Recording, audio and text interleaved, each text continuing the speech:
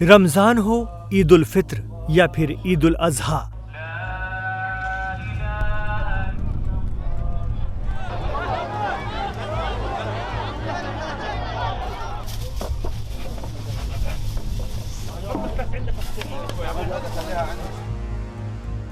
गजा वालों की जिंदगी पर मौत का साया हर दम मंडराता रहा है।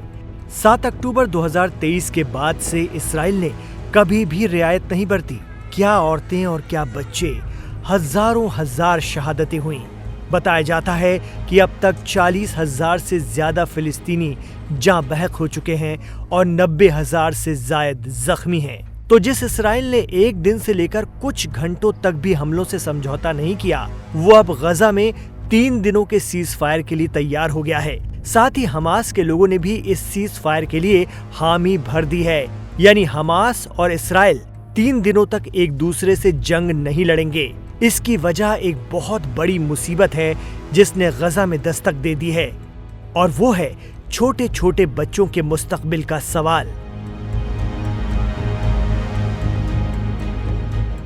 जी हाँ, दरअसल गजा में 25 साल बाद पोलियो की बीमारी ने दस्तक दे दी है। एक बच्चे में 23 अगस्त को इसके टाइप 2 वायरस मिलने से WHO यानी वर्ल्ड हेल्थ ऑर्गेनाइजेशन की पहल पर हमास और इस्राइल ने 1 सितंबर से लेकर 3 सितंबर तक सीज फायर का ऐलान कर दिया है।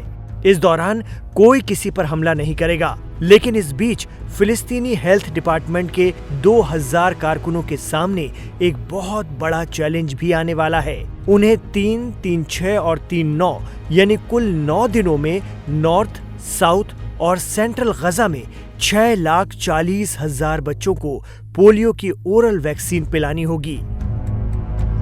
इस बच्चे को देखिए, यही वो बच्चा है जो अपनी माँ के साथ एक पनाहगुज़ीन कैंप में रहता है। इसके पैर में पोलियो का असर है। बच्चे की माँ कहती है, मौजूदा हालात में पैदाइश के बाद बच्चे को पोलियो की खुराक वक्त पर नहीं मिल पाई। इस नन्ही सी जान की माँ बता रही है कि कैसे इस्राइल ने गजा में हेल्थ सेक्टर को मिटा डाला, जिससे उनका बच्चा माजूर हो गया। गजा के 6 लाख से ज्यादा बच्चों पर यह मुसीबत आए। पोलियो अभियान का आगाज 1 सितंबर इतवार को सेंट्रल गजा से होगा। पहले 3 दिन यहाँ चलेगा, फिर 3 दिन नॉर्थ और जुनूबी गजा में। जरूरत पड़ी तो हमास और इस्राइल से बात करके उन्हें राजी कराया जाएगा और इसे 4-4 दिन भी किया जा सकता है। तो पोलियो वैक्सीनेशन के बहाने ही सही, गजा के लोगों की जिंदगी में फिलहाल 9 दिनों का सुकून आने जा रहा है, जहां बम, मिसाइल और रॉकेटों से उन्हें राहत मिलेगी।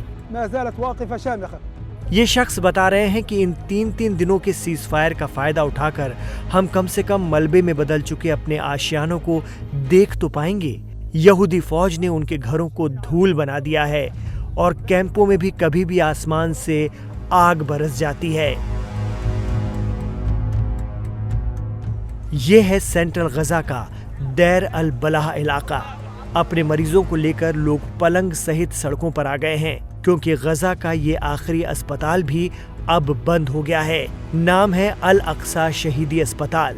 बीते कुछ दिनों में इस अस्पताल को बंद कर दिया गया है और यहाँ भर्ती सारे मरीजों को बाहर भेजा जा रहा है। इसकी वजह यह है कि इस्राइल ने इलाके को खाली करने का हुक्म दे दिया है और इसके बाद से ही लोग अस्पताल छोड़कर जा रहे हैं। इस्राइल के इस आदेश से यह अनुमान लगाया जा रहा है कि वो नए सिरे से जमीनी ऑपरेशन शुरू कर सकता है।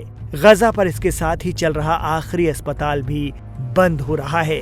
अल अक्सा शहीदी अस्पताल सेंट्रल गजा का एक अहम हेल्थ सेंटर था। इसी हफ्ते की शुरुआत में मंडे को भी इस्राइल ने गजा और खान यूनिस पर हमले किए थे, जिसमें कम से कम 19 लोग मारे गए थे। वहीं लेबनान सीमा पर अलग जंग चल रही है। ऐसे में घबराए हुए कुछ सोशल वर्कर तिरपाल लगाकर एक टेम्परेरी हॉस्पिटल तैयार कर रहे हैं और अस्पताल से निकाली गई ये माएं अपने बच्चों के लिए तिरपाल वाले अस्पताल का इंतजार कर रही हैं। तो कुछ लोग स्ट्रेचर पर पड़े हैं। सभी के मायूस चेहरों पर बस एक ही सवाल है, अब कहाँ जाएंगे, दवा कहाँ मिलेगी। गजा की करीब 90% आबादी यानी 23 लाख लोगों को अपने घर छोड़ने पड़े हैं। ऐसे भी हजारों लोग हैं जिन्हें कई बार पलायन करना पड़ा। जिंदगी दर बदर हो गई और मौत सिर पर मंडराती है। पिछले 11 महीनों से यही गजा वालों का दर्द है, जिसे दुनिया यहाँ तक कि इस्लामी मुल्क भी चुपचाप देख रहे हैं।